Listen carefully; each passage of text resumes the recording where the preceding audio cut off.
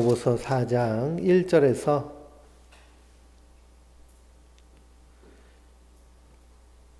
4절까지 1절에서 4절까지 먼저 한 목소리로 같이 읽겠습니다.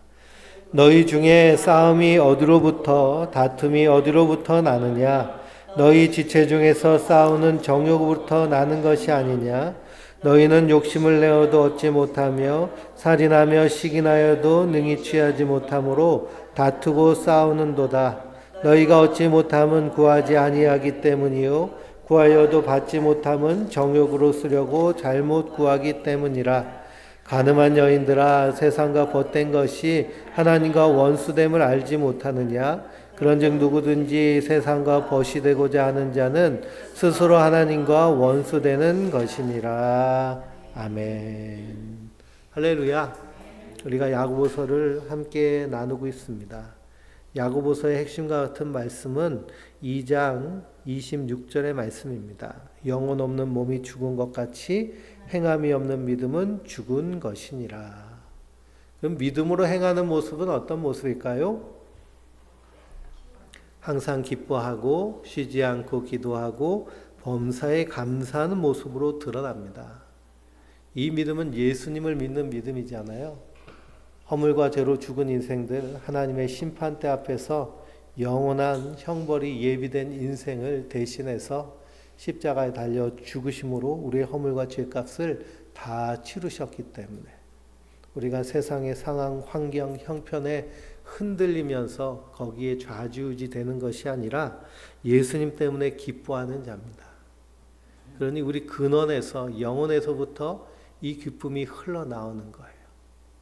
뿐만 아니라 감사로 충만케 되는 줄 믿습니다.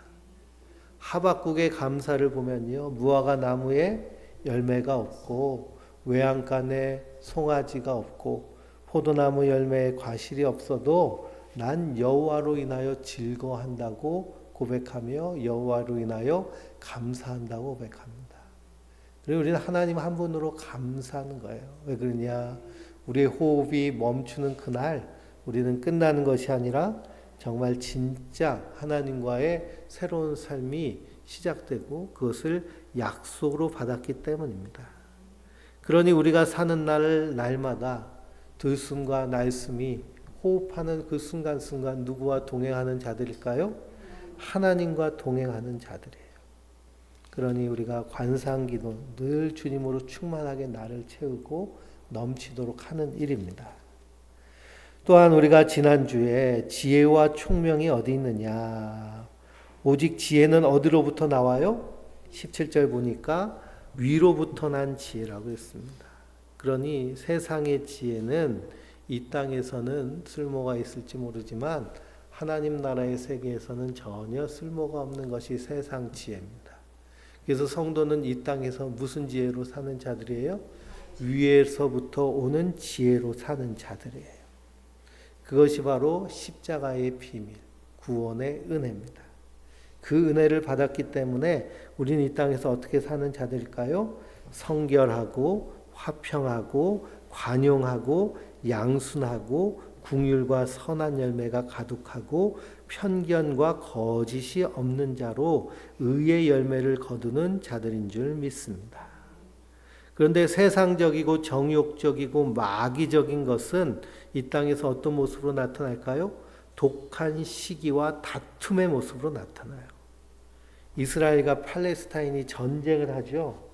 전쟁을 하는데 아주 보통 악랄하게 싸우는 것이 아닙니다. 그래서 팔레스타인은 군사적으로 절대적인 열세를 가지고 있거든요. 약해요. 이길 수가 없어요.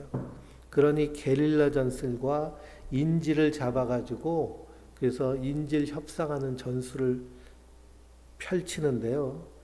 그 초막절이라고 해서 유대인들이 음악 콘서트하는 그런 페스티벌을 군인들이 침투해가지고 거기서 사람들 죽이고 잡아가고 어린아이들까지 잡아가가지고요. 애들을 닭장에다가 가둬놓고 그리고서는 다 죽여요.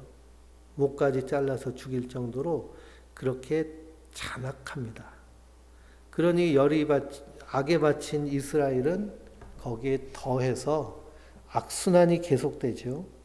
근데 오늘 말씀 딱 거기에 맞습니다. 너희 중에 싸움이 어디서부터, 다툼이 어디서부터 나느냐라는 거예요.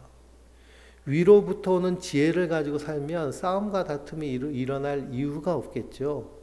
그런데 정욕적이고 세상적이고 마귀적인 것을 쫓아 살기 때문에 싸움과 다툼이 끊임없어지는 겁니다. 그 싸움과 다툼의 원인은 어디에서 나오는 거예요?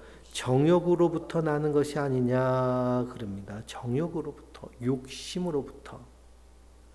그러니 팔레스타인은 이스라엘의 부유한 모습을 욕심내고 이스라엘은 자기의 그런 부유함을 가지고 그 팔레스타인 사람들을 그냥 학대하고 박해하면서 그러면서 도구적으로만 사용하는 그 모습이 그들의 역사예요. 그러니 그 역사는 성경 이전부터 나온 것처럼 우리가 생각되지만 1945년도 5월에 이스라엘이 독립을 하죠. 유대인들이 자기들 옛날 땅들을 다 돈을 주고 아랍 사람들한테 산 거예요. 그리고 독립을 선언하고 거기에 살고 있는 이 아랍 사람들을 다 쫓아낸 겁니다. 그래서 이 사람들이 졸지에 난민이 돼버렸어요. 난민이 돼버리니까 잃어버린 땅을 딱 찾기 위해서 이렇게 국가를 조성했는데 그것이 팔레스타인 해방기구입니다. 팔레스타인은 성경에 나오는 이름인데요. 뭘까요? 블레셋이에요. 블레셋. 그러면 이 사람들은 민족적으로 블레셋과 연관이 있을까요? 전혀 없어요. 아랍 사람들이에요. 블레셋은 이미 소멸돼 없어진 민족이에요. 근데 그들이 블레셋이라고 자청한 이유는 뭐냐? 사사시대 때부터 계속 이스라엘을 괴롭혀온 사람들이 블레셋 사람들이잖아요. 그래서 블레셋 지금 전쟁이 난 가자 지구. 그러니 그 사람들은 혈통적으로는 블레셋이 아닌데 정신적으로는 블레셋이 돼버렸습니다. 그러면 이스라엘이 그렇게 나라를 독립하고 그리고 미국이랑 유럽의 수많은 엄청난 유대인들이 자금을 대서 나라를 부강하게 했어요. 그래서 아랍하고 전쟁을 했을 때도 6일 만에 전쟁을 끝낼 정도로 힘이 세졌어요. 그러면 거기에 살고 있던 팔레스타인 사람들을 어떻게 대하면 될까요? 불쌍히 여기고 궁일이 여기고 그리고 같이 살면 돼요. 더불어 살면 돼요. 그런데 유대인들은 하나님을 섬긴다고 하고 이 팔레스타인 사람들은 알라를 섬긴다고 하면서 서로 종교적으로 적대시하고 원수 보듯이 하고 서로 계속 피비린내 나는 보복과 복수를 계속하고 있습니다. 그러니 싸움이 끝나지 않는 거죠. 끊임없이 욕심을 내어도 얻지 못하고 살인하며 시기하여도 능히 취하지 못하고 다투고 싸우는 모습이에요. 이것이 세상의 정욕의 마귀적인 모습이라는 겁니다. 세상의 모습이라는 거예요. 그러니 세상 것을 가지고서는 평화를 얻을 수 없습니다. 그래서 예수님께서 벳세바와 고라신을 바라보면서 슬피 우셨잖아요. 예루살렘을 바라보면서도 우셨습니다. 예루살렘아 예루살렘아 너희가 평화에 관한 일을 알았더라면 나를 이렇게 박해하지 않을 터인데 하나님께서 암탉이 병아리를 품에 품듯이 너희를 품 것이 얼마나 되겠느냐. 그렇게 품었는데도 너희는 깨닫지 못하느냐라고 안타까워하십니다. 저 팔레스타인의 하마스의 그런 지도자들이요. 또 뭐 헤즈볼라의 지도자들, 팔레스타인 지도자들은 다 어디서 공부하고 온 사람들일까요? 다 유럽에서 공부하고 온 사람들이에요. 그들은 유럽에서 공부하면서 그런 역사적인 흐름들을 다 아는 사람입니다. 그러니 정말 이스라엘이라는 존재를 역사 속에 지워버릴 수 있는 능력도 없고 힘도 없잖아요.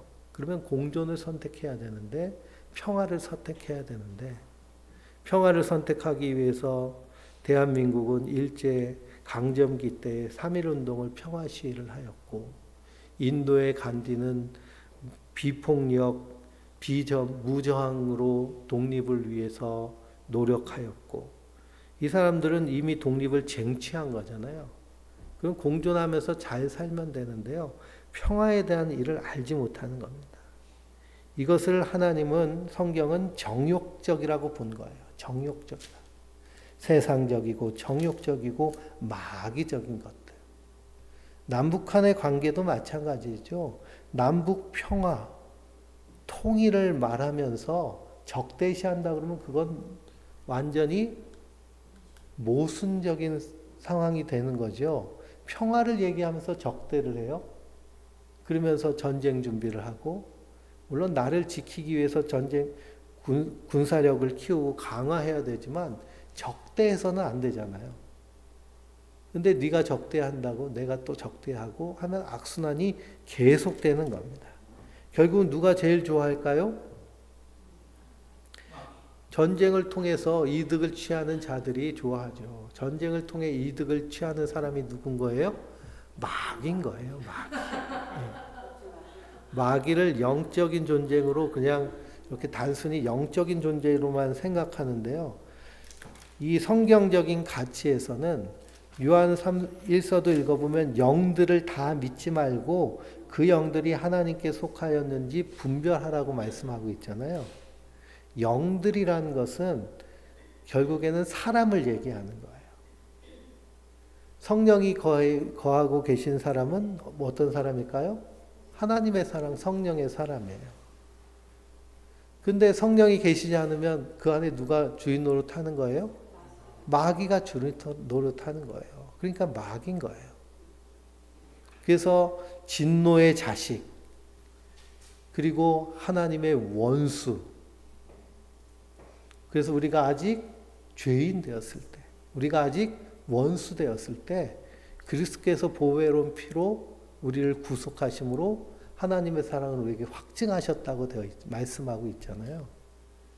그러니 우리 안에도 마귀가 왕노릇하는데 예수님이 쳐들어오셔가지고 쫓아내신 거예요. 그리고 성령님 임하시는 성령의 전으로 삼으신 줄 믿습니다. 그러니 우리가 얼마나 기뻐요. 얼마나 감사해요. 그 하나님과 늘 동거동락하는 복을 누리며 사는 자들인데요. 세상은 그렇지 않다는 겁니다.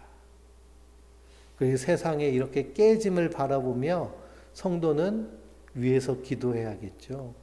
그들이 평화의 일을 알기를, 그들에게 긍휼과 사랑의 마음을 가질 수 있기를. 그러니 이스라엘 백성들은 유대교인들이니까 율법을 지키는 사람들이잖아요. 율법을 지키는 데 있어서 핵심은 뭐냐면 하나님의 사랑, 이웃 사랑이잖아요. 이스라엘 백성들이 멸망할 때마다, 심판받을 때마다 아수르의 몽둥이에 매맞고 블레셋 바벨론 몽둥이에 매맞을 때 하나님이 선지자를 통해서 책망한 그 책망은 뭘까요? 너희가 고아와 과부와 이방인들을 신원하지 않았다, 돌보지 않았다고 책망하시잖아요. 너희도 고아와 같았고 과부와 같았고 이방인과 같았는데 그 애굽에서 너희를 내가 돌봐서 구원해서 하나님 백성 삼은 것이 아니냐. 그리고 너희도 그렇게 살라는 거잖아요. 그러면은 유대인들은 누구보다도 이 팔레스타인 사람들은 어떻게 해야 될까요? 불쌍히 여겨야죠. 긍휼히 여겨야죠. 그래서 좀 폭력적으로 나오더라도 저 사람들 불만이 뭔가를 좀 생각하고, 그리고서는 함께 잘 살 수 있는, 윈윈할 수 있는 길을 찾는 것이 율법적인 겁니다. 근데 이 사람들은 율법보다 뭘 더 좋아해요? 돈을 더 좋아하는 거예요. 유대인들은 돈을 너무 좋아해요. 그러니 끊임없이 팔레스타인을 박해하고, 그러니 이 팔레스타인 사람들은 맨날 박해만 받고 하니 억울한 일이 많잖아요. 억울하니까 분노를 표출하는 겁니다. 그런 형태인 것이죠. 세상이 그렇습니다. 그러니 너희가 얻지 못함은 구하지 아니하기 때문이요, 평화를 구하지 않는 거예요. 또 구하여도 얻지 못함은 정욕으로 쓰려고 잘못 구하기 때문이라 라고 말씀하고 계시는 거죠. 그러니 우리가 이 하늘의 지혜를 가지고 살고 있는가? 다툼, 싸움, 원망, 시기는 다 환경이나 외부적인 문제이기보다는 내 안의 문제예요. 내면적인 문제입니다. 이 내면적인 문제에서 잘못될 때 하나님도 정욕을 위해서 사용하는 거예요. 그러니 팔레스타인 사람들 막 아이들, 그 유치원 아이들 목 자르면서 이게 누구를 위해서? 알라 신을 위해서 한다고 그러잖아요. 그게 무슨 알라 신을 위해서 하는 거예요? 또 유대인들은 또 거기다가 막 백린탄, 꺼지지 않는, 불 붙으면 꺼지지 않는 폭탄을 막 쏟아붓거든요. 그러면 그게 살에 옮겨 붙으면 몸이 다 불타서 죽어요. 그런 무서운 무기를 쓰고 하면서 전쟁이 계속되고 있습니다. 그러니 인생은 하나님과 본질적으로 원수 상태인 것을 인정하고 나는 날마다 죽고 예수로 사는 삶이 그리스도인들이 이 땅에서 사는 성도의 합당한 삶인 줄 믿습니다. 그러니 4절 말씀에 가늠한 여인들아 세상과 벗된 것이 하나님과 원수됨을 알지 못하느냐. 그런지 누구든지 세상과 벗이 되고자 하는 자는 스스로 하나님과 원수되는 것이니라 그랬어요. 그러니 성도는 이 땅에서 출세상한 자들이에요. 세상을 떠나서 저 천성으로 나그네의 삶을 사는 자들이에요. 그렇다고 현실의 삶을 부정하라는 얘기는 아니죠. 이스라엘 백성들이 애굽에서 출애굽해서 광야길을 떠나서 가나안 땅에 들어갔잖아요. 가나안 땅에서 한 일이 뭘까요?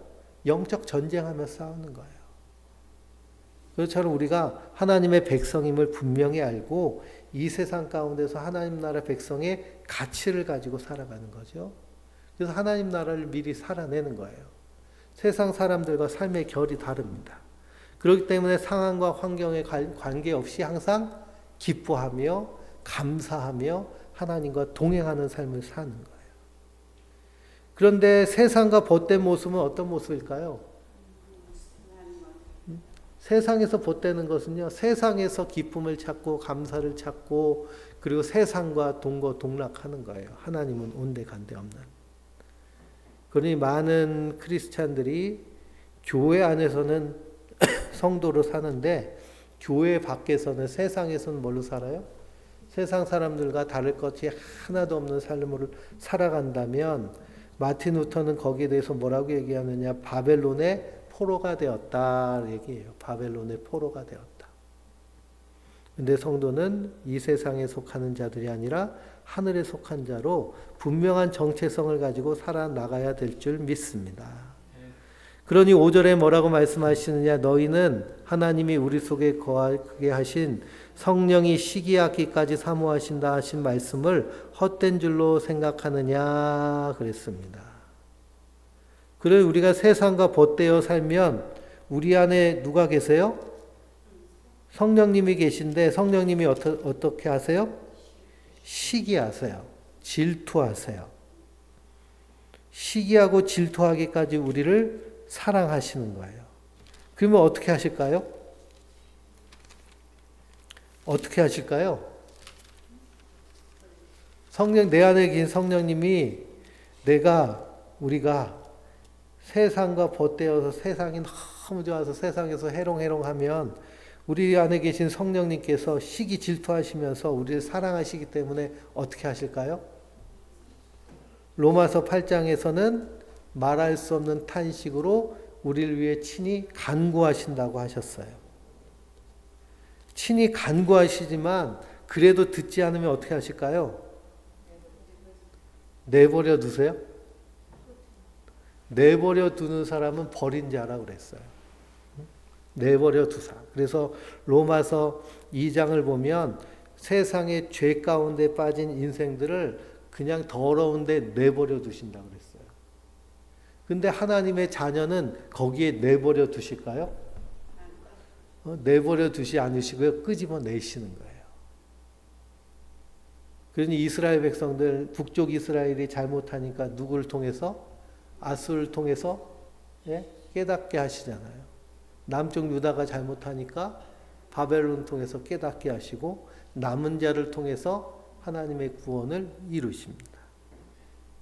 그러니 성령께서 우리 안에서 시기하기까지 사모하시는 거예요. 그러니 고린도전서 6장에 보면 사도 바울이 너희 몸은 성령이 거하시는 하나님의 성전인 것을 너희가 알지 못하느냐. 성전 삼기 위해서 하나님께서 뭘 치르셨어요? 값을 치르셨어요. 값을 치르셨는데 그 값이 예수님의 피값이잖아요. 그래서 그 피값으로 우리를 어떻게 하셨어요? 사셨어요. 그러니 하나님 입장에서 보면 우리는 누구 거예요? 하나님 거예요. 하나님 거. 하나님 건데 만약 저기 제 차가 있는데 엉뚱한 사람이 타고 막 다녀요. 그럼 어떻게 해요? 예? 뺏어와야죠. 그렇죠? 그리고 그 사람을 그냥 냅둘까요? 예? 고발해야죠. 감옥에 집어넣어야죠. 예. 하나님도 우리를 그렇게 여기신다는 거예요. 그래서 출애굽기 34장 14절 보면 다른 신에게 절하지 말라. 그러면서 하나님은 어떤 하나님이라고 말씀하세요? 질투하신 하나님이라고 그러시잖아요. 질투하신 하나님. 그러니 이스라엘 백성들이 출애굽하다가 모압 땅을 지나가는데 발락 왕이 발람 선지자를 통해서 이스라엘을 저주하려고 할 때 하나님이 당나귀를 통해서 이 발람에게 저주하면 너 죽어 혼내주셔가지고 3번을 저주하는데 축복이 나오잖아요.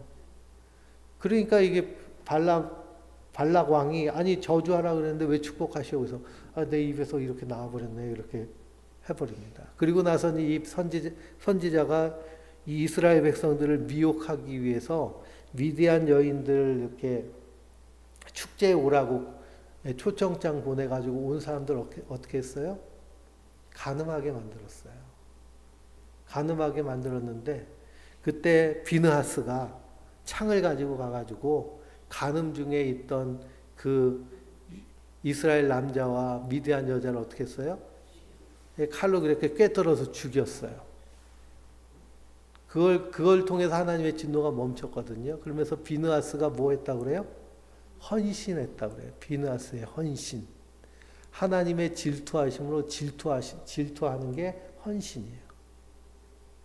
그러면은 이 비느하스의 창이 누구를 향해 있을까요? 나를 향해 있는 거예요. 그 내 안에서 정욕적이고 세상적이고 마귀적인 것을 어떻게 해야 될까요? 창으로 꿰뚫어서 죽여야 됩니다. 사도 바울은 그것을 어떻게 표현했어요? 나는 날마다 죽노라 라고 표현했어요. 나는 날마다 죽노라. 나는 죽고 예수로 사는. 나는 죽고 예수로 사는 삶. 그러기 위해서 늘 우리가 깨어 있어야 됩니다. 깨어 있어야 돼요. 그래서 6절에 그러나 더욱 큰 은혜를 주시나니 그러므로 일렀을 때 하나님이 교만한 자를 물리치고 겸손한 자에게 은혜를 주신다 하였느니라 그랬습니다.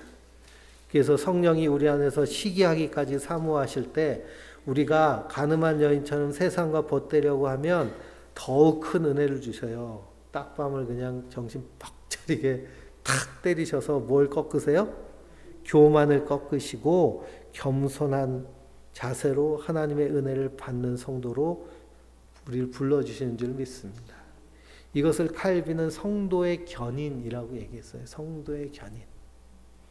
그러니 예수님이 잡히시기 전에 베드로가 큰 소리 치잖아요. 예수님 아무도 못 잡아가게 내가 목숨 걸고 지키겠다고. 그랬더니 오늘 밤 내가 나를 3번 부인하리라.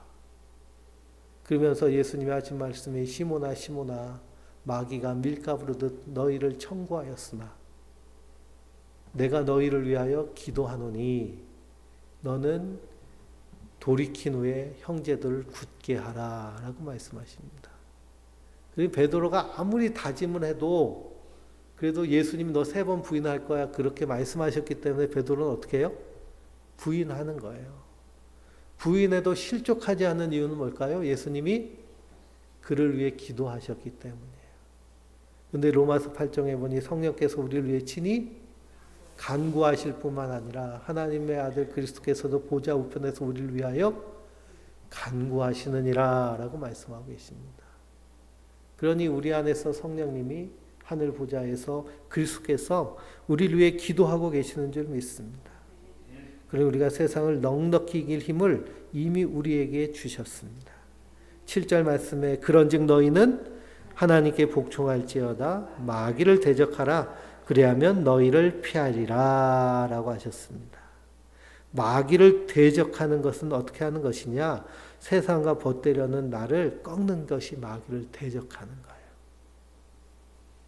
마귀를 대적하는 것. 마귀야 물러가라, 사탄아 물러가라 막 하면서 그 신사도 운동하는 사람들이요 막 물러가면 물러가는 것이 아니고요. 세상과 벗되려고 하는 내가 마귀이기 때문에 내가 죽고 예수로 사는 것. 그것이 바로 하나님을 가까이 하는 것이고 하나님을 가까이 하라. 그리하면 너희를 가까이 하리라. 죄인들아 손을 깨끗이 하라. 두 마음을 품은 자들아 마음을 성결하게 하라 라고 말씀하셨습니다. 그래서 우리는 세상에서 살지만 하나님 우선순위가 분명한 거예요.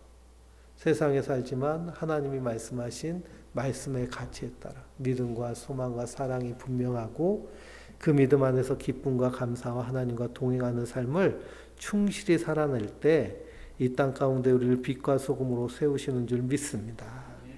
그러니 9절 말씀에 슬퍼하며 애통하며 울지어다 너희 웃음을 애통으로 너희 즐거움을 근심으로 바꿀지어다 주 앞에서 낮추라 그리하면 주께서 너희를 높이시리라 그랬습니다.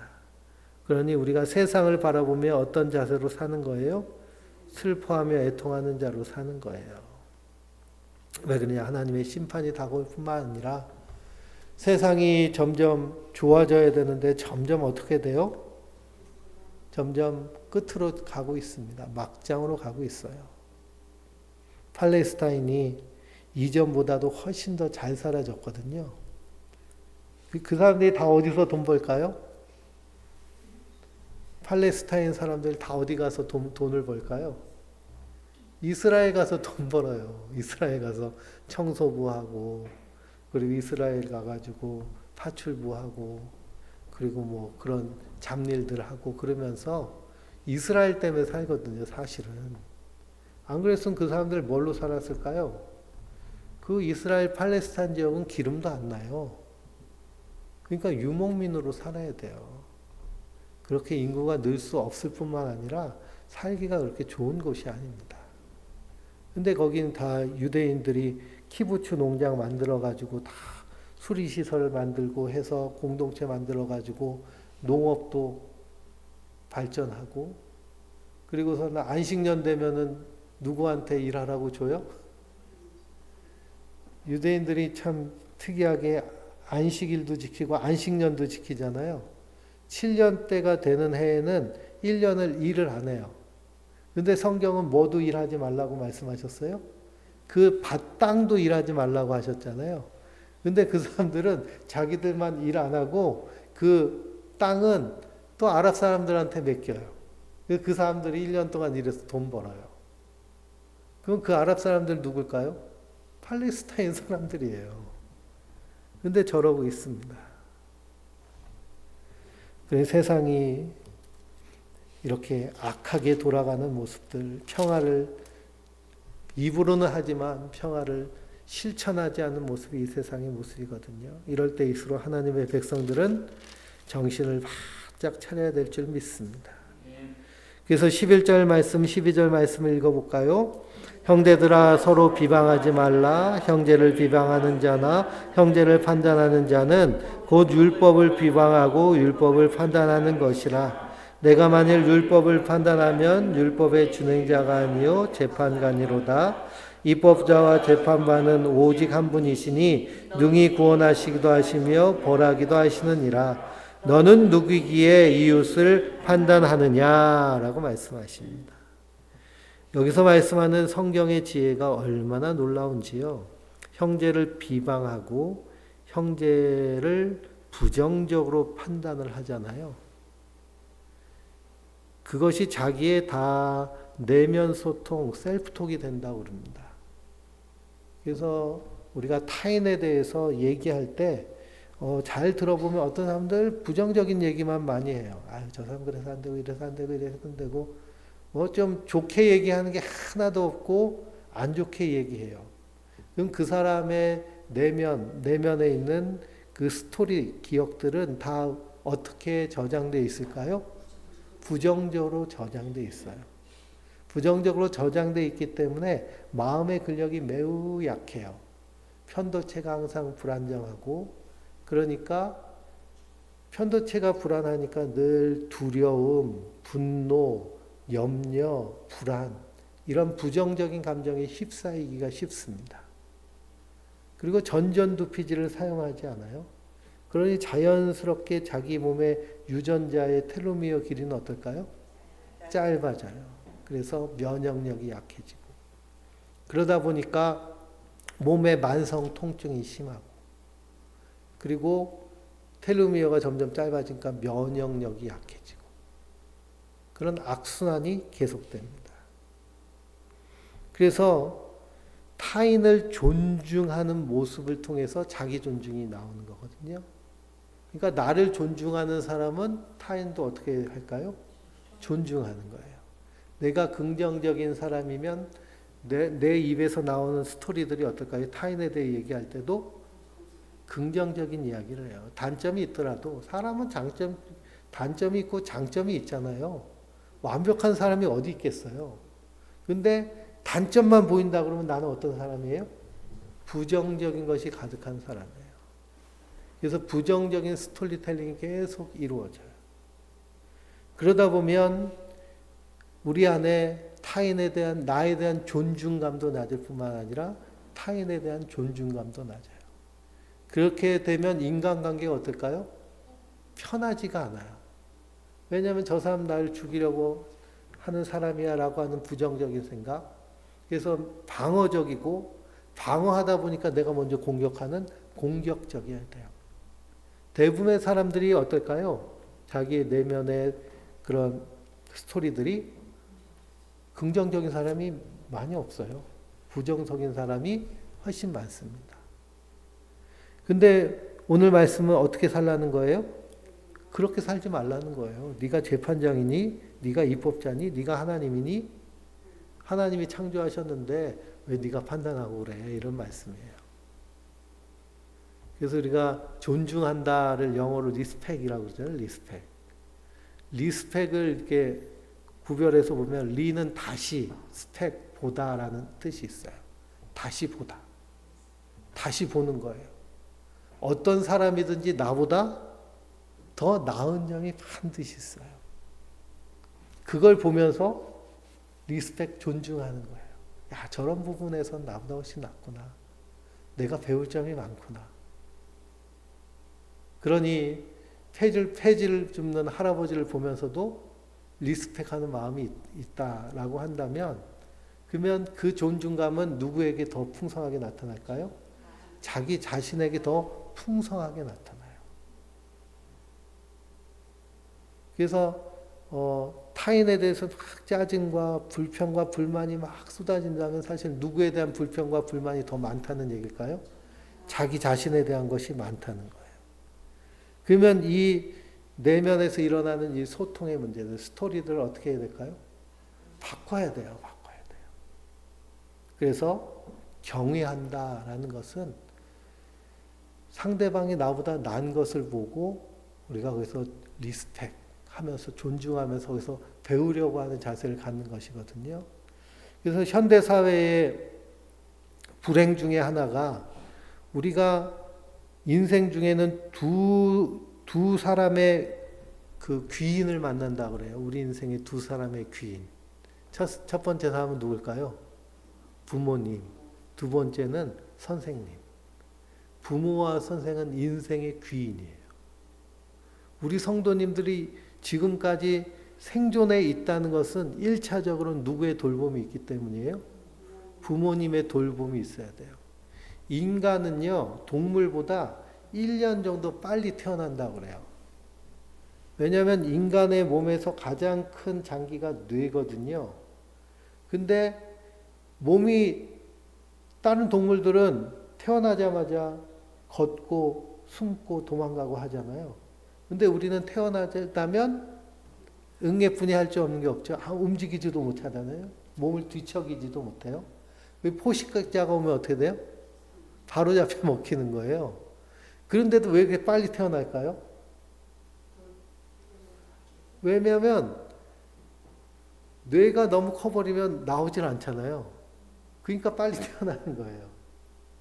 원래 동물 세계처럼 생존을 위해서 임신을 한다면 그러면 2년은 임신하고 있어야 애가 나오면 돌 지나면 애가 좀 걷고 도망기기도 하잖아요. 그렇죠?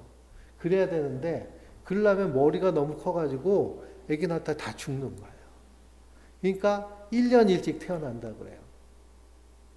그래가지고서는 뇌가 자라는 거죠.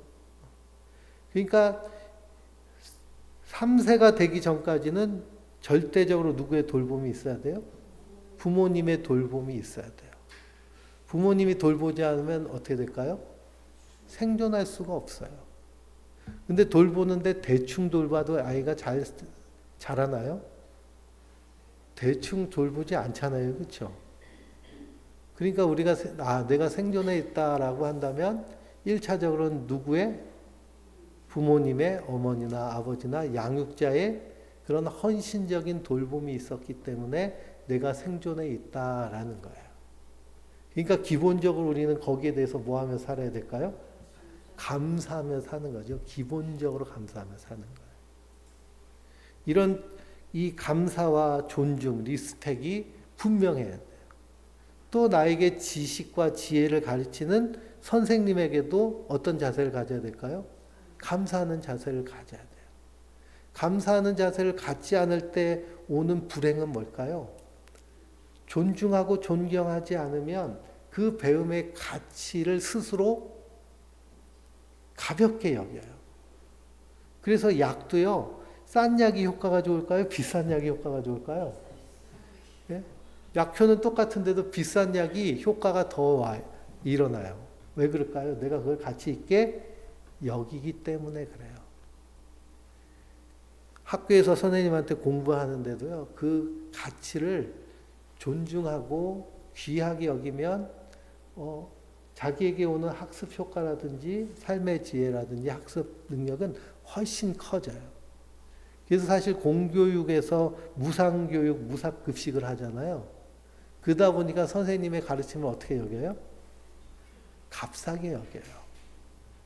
근데 우리 여기 장로님, 권사님 세대만 해도 학교에 갈 때마다 뭘 냈어요?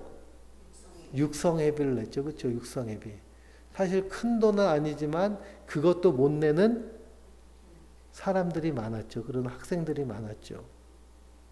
그래서 육성회비를 학교에다 선생님한테 갖다 주면서 내가 배우는 것이 부모님이 이렇게 값을 치러서 가치 있게 배우는 것이다 라는 것을 어렸을 때부터 배우면서 선생님을 더 존경하게 되는 거예요. 근데 요즘은 무상교육이 돼버리니까 어떻게 돼요? 아주 그냥 선생님한테 갑질하고 돈 뜯어내고 세상에 말도 아닙니다. 그러니 학비가 비싸면 비쌀수록요, 수업에 참여하는 학생의 그 집중도라든지 열이라든지 만족도라든지 그런 것이 훨씬 커요. 그래서 내가 이 과정을 거쳤구나라는 자부심이 되게 크게 생깁니다. 그래서 저도 미국 가서 박사학위를 하는데요. 돈이 많이 들었잖아요. 그렇죠? 많이 든 만큼 어떤 마음이 더 들까요? 거기에 대한 자부심이 커요. 자부심이 크고 거기로 인해서 또 자신감도 생기고. 그러니까 우리가 이런 존중하는 자세가 참으로 중요합니다. 그게 내 뇌를 다 바꾸는 거예요. 내 뇌만 바꾸는 것이 아니라 뭐까지도 바꿀까요? 예, 유전자의 발현까지도 바꾸는 거예요. 그러니 부모로부터 무슨 특정한 암에 대한 유전 정보가 왔어도 내가 어떤 삶의 태도로 살아내느냐에 따라서 그 특정함이 발현되는지 발현 안 되든지는 거기서 차이가 나는 거예요. 형제가 있는데 똑같이 부모님이 무슨 특정 암이라서 그것이 형제들이 다 하나씩 한두씩 걸려요. 그런데도 안 걸리는 사람도 있잖아요. 안 걸리는 형제들. 그건 뭐 때문에 그럴까요? 삶의 태도와 자세. 얼마나 감사하고 얼마나 존중하고 얼마나 기뻐하며 얼마나 긍정적으로 사느냐. 이것이 우리 인격, 몸과 정신과 우리의 영혼까지도 다 밀접한 영향을 가지고 있습니다. 그러니 그리스도인들은 기본적으로 어떤 자예요? 기뻐하는 사람이잖아요. 감사하는 사람이잖아요. 하나님과 동행하는 사람이잖아요. 그래서 오늘 관상기도 이렇게 명상과 관상기도를 같이 할 때는 존중에 대한, 그래서 나를 존중하고 그리고 하나님의 풍성한 사랑을 내가 리스펙하고 경외하면서 타인을 존중하는 그런 명상을 한번 같이 해보도록 하겠습니다. 13절부터 17절까지 읽어볼까요? 들으라, 너희 중에 말하기는 오늘이나 내일이나 우리가 어떤 도시에 가서 거기서 1년을 머물며 장사하여 이익을 보리라 하는 자들아, 내일 일을 너희가 알지 못하는도다. 너희 생명이 무엇이냐? 너희는 잠깐 보이다가 없어지는 안개니라. 너희가 도리어 말하기를 주의 뜻이라면 우리가 살기도 하고 이것이나 저것을 하리라 할 것이거늘 이제도 너희가 허탄한 자랑을 하니 그런 자랑은 다 악한 것이라. 그러므로 사람이 선을 행할 줄 알고도 행하지 아니하면 죄니라 그랬습니다. 그러니 미래를 우리가 많이 꿈꾸면서 주로 이제 100세 시대, 그러니까 100세 공포 그러잖아요. 100세 공포. 근데 그것도 참 웃겨요. 그렇죠? 내일 죽을지도 모르는데 무슨 100세 공포를 하겠어요. 그래서 미래 일을 우리가 미리 끌어다 놓고 염려할 필요는 없다는 겁니다. 그래서 오늘 하루하루를 하나님의 선하심을 가지고 선을 행하며 살면 우리가 더 풍성한 내일과 약속된 하나님의 인도하심이 있다는 것을 우리가 굳게 믿어야 될 줄 믿습니다.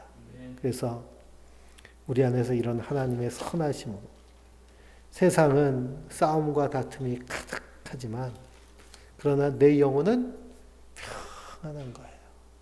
하나님과 함께 하시기 때문에, 영원한 약속이 있기 때문에.